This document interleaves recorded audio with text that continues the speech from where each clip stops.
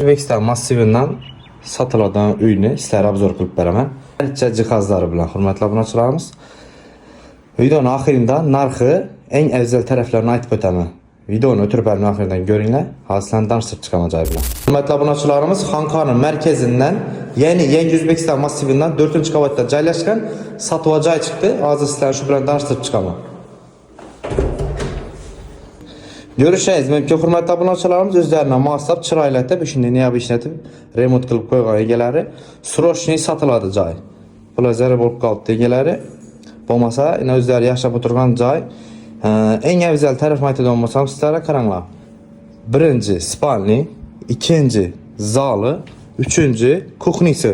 Eng muhimini hozir aytib o'taman, eshitdinglar. Sanuzel, tayyor joy. Hurmatli obunachilarimiz, Ariston hamma narsasi qo'yilgan.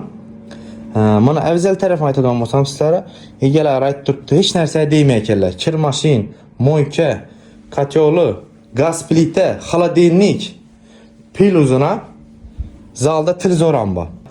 Hech narsa demaydilar. Shkaf ham turadi, palasi turadi, ish qilib ko'rib turasiz, tayyor joy. Hurmatli obunachilarimiz, egalarning puli zarur bo'lib, so'rashni sotadigan bo'lib qolibdilar. Buni narxini keladigan bo'lsak, narxi dim qiziq. Narxi 380 milyon so'm pul aytib turibdilar.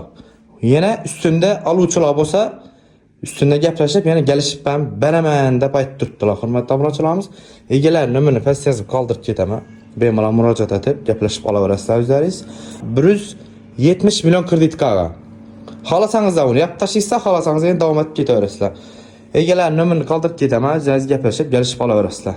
Ko'rib turalaringiz, joyini zo'r etib remont etib qo'yibdilar. Joyimiz adresini keladigan bo'lsak, Yangi O'zbekiston massivida joylashgan, ko'rib turibsizlar. Bir-birine chiroyli domlar. Qaranglar. One taraf raddomman kelaversangizlar, chap qo'l aylansizlar, svetofordan chap aylansangizlar, Mol bozor tarafiga aylansizlar, 200 metrdan keyin o'ngga ko'cha chiqadi. O'ng aylangan yerda adresimiz shu domda joylashgan. Chetda Tixi, ko'rib turasiz, yangi dom.